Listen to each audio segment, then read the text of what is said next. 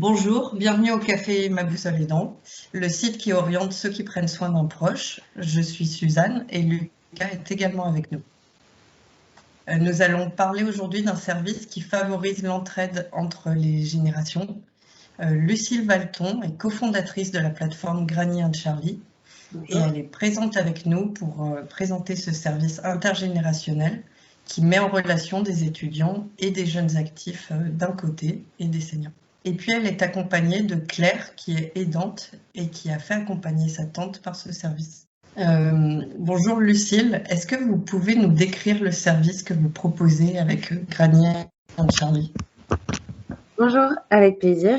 Donc Granny Charlie, comme vous l'avez bien dit, c'est un réseau d'entraide nationale entre des jeunes et des retraités en perte d'autonomie.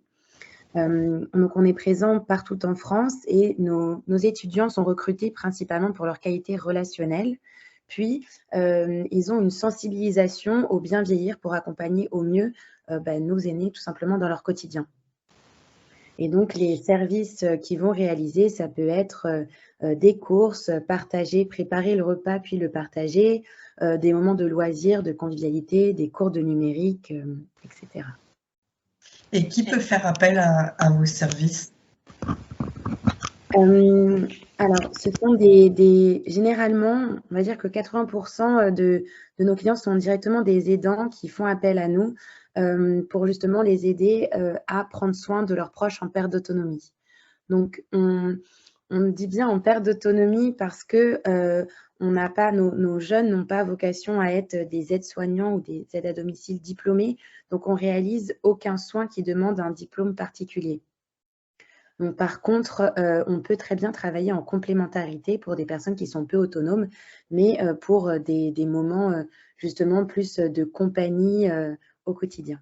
Et nous, on accompagne plus des personnes qui sont entre GIR6, donc autonome, et GIR3. Et du coup, comme je vous le disais, on peut aller, non, en général, on va jusqu'au GIR3, mais on arrive en complément avec des personnes qui travaillent au sein du foyer déjà et du domicile de la personne. C'est ça. Pour rappel, le GIR reflète le niveau d'autonomie de la personne. Un GIR 1, c'est une personne qui a fortement perdu en autonomie, et le GIR 6, c'est pour les personnes les plus autonomes. Tout à fait. Donc vraiment en complémentarité et non pour remplacer un auxiliaire de vie, par exemple. Et est-ce que vous pouvez, par exemple, nous parler du service qui est le plus fréquemment demandé auprès de Granny and Charlie? Oui. Donc les services qui sont les plus fréquemment demandés, ça va être de l'aide à la préparation des repas et également les cours du numérique. On a aussi une présence de nuit lorsqu'il s'agit de présence calme. Donc, encore une fois, vu qu'on n'a pas vocation à remplacer des auxiliaires de vie, c'est pas pour des personnes qui ont besoin d'accompagnement pour se lever ou se coucher, mais plutôt pour avoir une présence rassurante pendant la nuit et pouvoir prévenir les secours le plus rapidement possible si jamais il y a besoin. Merci beaucoup pour ces réponses, Lucille. Et Claire, bonjour. Pouvez-vous nous présenter votre situation et celle de votre proche? Bien Et sûr. qu'est-ce qui vous a amené à faire appel à ce service intergénérationnel? Donc, je m'occupe de ma tante qui est à Montpellier et moi, je suis en région parisienne. Et ma tante a malheureusement eu la maladie de Parkinson et une autre maladie de type Alzheimer. Et j'ai été amenée à m'occuper d'elle pour l'aider à rester le plus longtemps à son domicile comme elle le souhaitait. Dans un premier temps, en fait, ça a été un très très long parcours, très difficile, comme tout le monde peut le savoir si on est passé par là. J'ai eu énormément de difficultés à comprendre les aides possibles, les dispositifs et les organismes qui pouvaient nous aider. J'ai quand même eu la chance de trouver sur un organisme qui s'appelait la PAERPA, qui était lié à l'aide des aînés, en fait, à la coordination territoriale de l'appui. Bon. Et à un moment donné, j'ai fait appel donc à des auxiliaires de vie et des infirmières qui passaient de façon quotidienne chez ma tante. Et la maladie s'aggravant, il n'a pas été possible de maintenir uniquement ce dispositif pour des raisons financières, comme vous vous en doutez, surtout qu'il fallait également inclure le week-end et les soirées. Et bon, bien sûr, il a fallu passer progressivement à des heures complémentaires. Et c'est justement cette personne qui travaillait à la PAERPA, sur un organisme qui est lié à le service départemental de l'autonomie. Bon.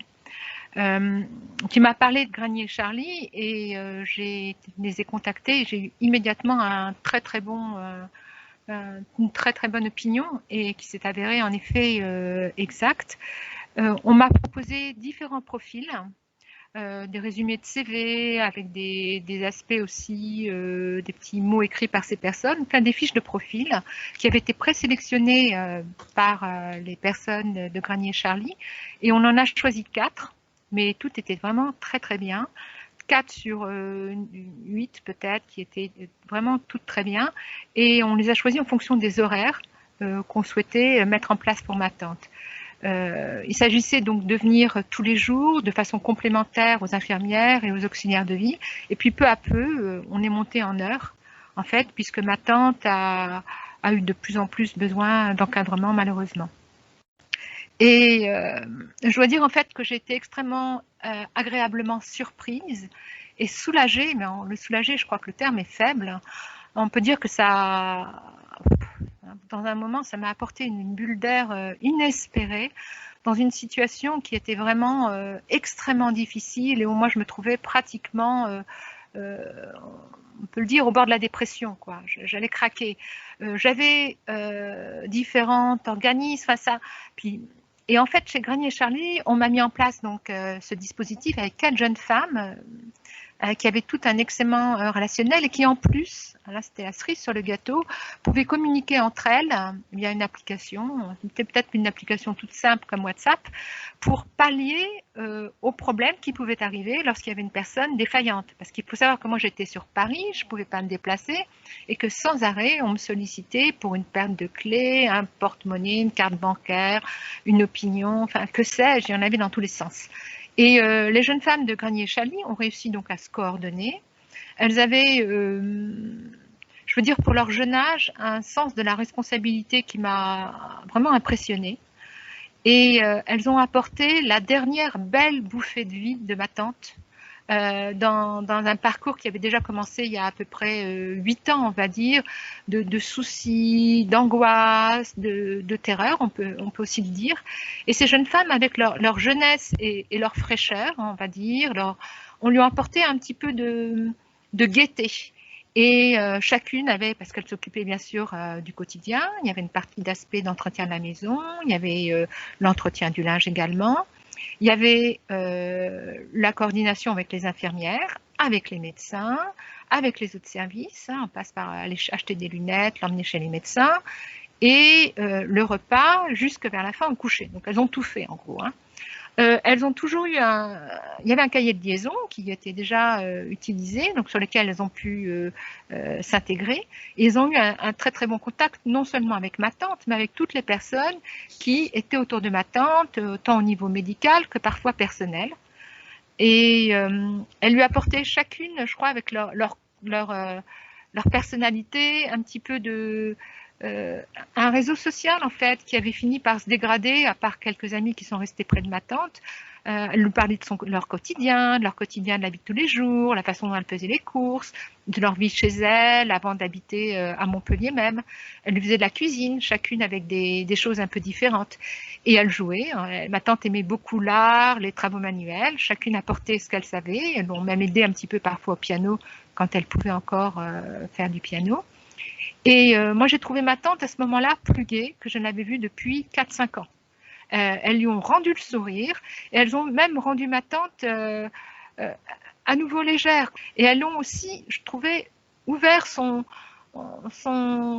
horizon, parce que chaque jeune fille, il y en a eu certaines qui venaient de Guadeloupe, je crois, ou de Martinique, lui parlaient de leur vie là-bas, de ce qu'elles faisaient. Et ça, ma tante qui pouvait plus voyager depuis des années, écoutez, entendre parler d'une autre ville, d'un autre endroit, même hors du continent,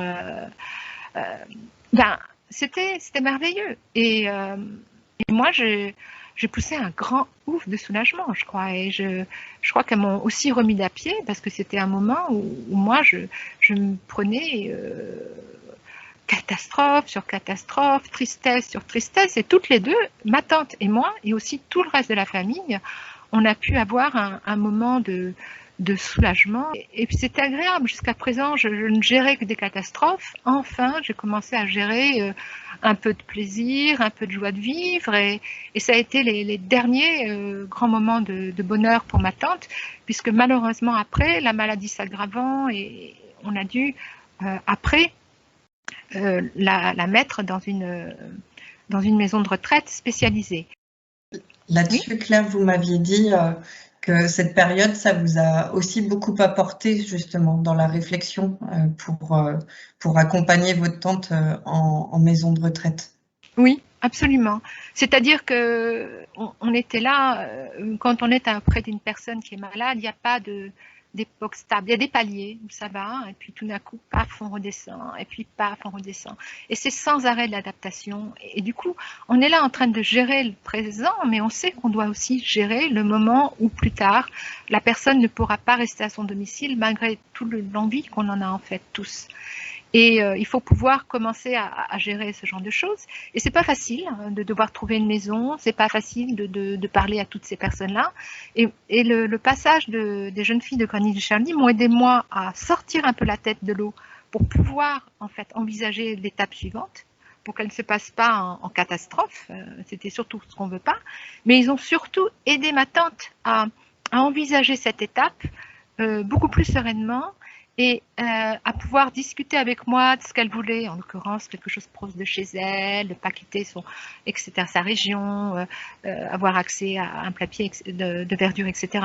Mais ça nous a permis d'échanger de façon sereine pour nous projeter ensemble sur ce qu'allait être sa vie future, sans que ça soit un sujet de terreur sur lequel, malheureusement, lorsqu'on a trop mal ou qu'on souffre tout, on ne peut pas réfléchir.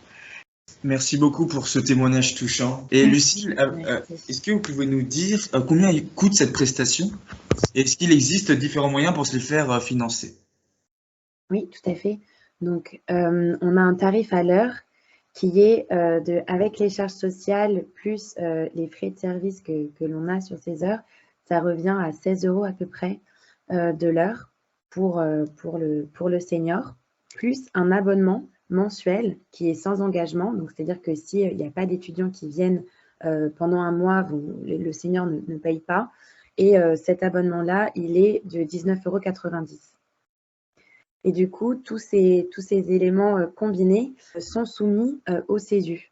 Donc, le crédit d'impôt, c'est on va dire une aide gouvernementale qui permet de se faire rembourser 50% des frais qu'on a avancés.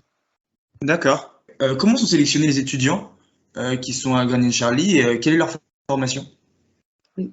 Alors, nos étudiants, donc on ne se limite pas aux étudiants, on va dire, médico-social. Nos étudiants, ils viennent de partout. Le seul point qui les relie tous, c'est leur envie de créer des nouvelles relations et surtout des relations intergénérationnelles. Donc, comme je le disais au début, on les sélectionne par rapport à leur qualité relationnelle et humaine et surtout leur envie de travailler auprès de personnes plus âgées qu'elles. Donc ça, c'est notre critère numéro 1. Donc, comme le disait très bien Claire, c'est vrai qu'ils sont payés pour faire ce travail, mais ça n'enlève rien à l'engagement qu'ils ont, l'engagement humain et leur volonté de créer des liens. Et donc, c'est ça qu'on cherche à avoir à travers toute notre phase de recrutement. Donc, pour ça, forcément, on leur demande tout un tas de papiers légaux pour vérifier qu'on s'assure de leur identité tout simplement et qu'ils n'ont pas de casier judiciaire, etc. Et ensuite, ils ont un petit CV à écrire avec une sorte de lettre de motivation pour expliquer pourquoi est-ce qu'ils ont envie de travailler au sein de Granny Charlie et quelles sont leurs expériences avec peut-être d'autres personnes âgées, comment est-ce qu'elles voient le lien intergénérationnel. Et ensuite, avant de postuler, ils doivent chacun mettre un petit mot pour dire pourquoi ils ont envie de travailler avec cette personne en particulier.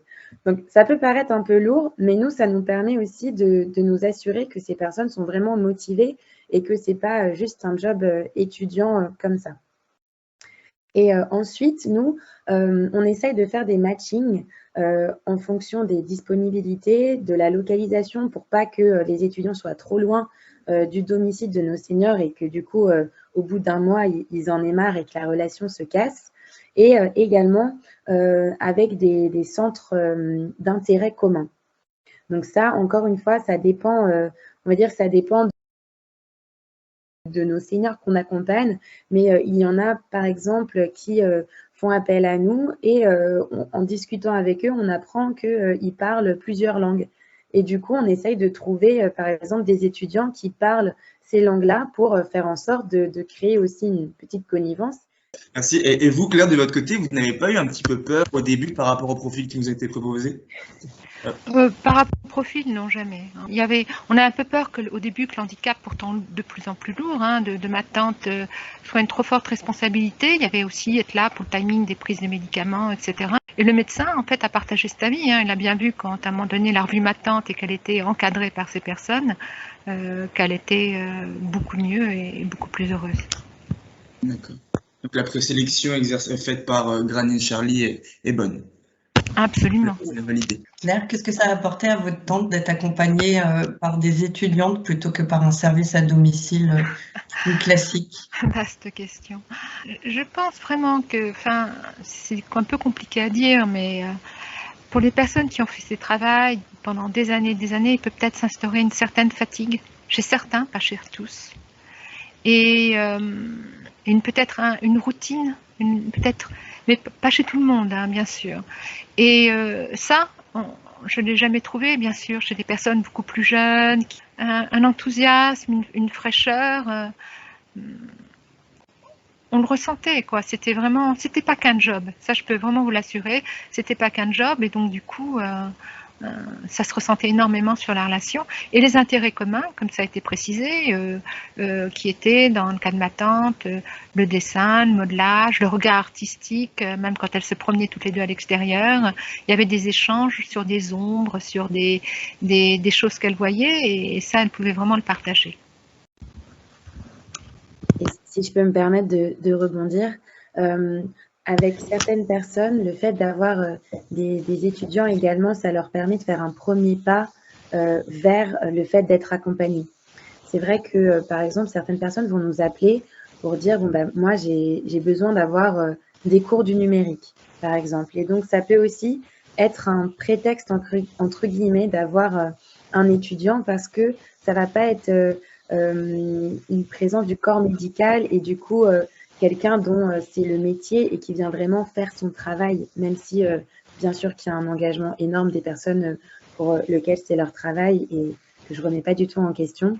Mais c'est vrai que de temps en temps, pour l'ego, entre guillemets, même si j'aime pas parler comme ça, c'est aussi une transition qui fait du bien aux personnes pour comprendre qu'en fait, oui, elles ont besoin d'être accompagnées. Et du coup, j'avais une dernière question pour vous, Lucille. Depuis quand existe Granny et Charlie et combien vous avez pu accompagner de familles depuis? Oui, donc on a été lancé pendant le Covid en mars 2020. Donc la période était un peu particulière, donc officiellement, on va dire qu'on existe depuis juillet 2020 parce qu'avant, on le faisait de manière bénévole.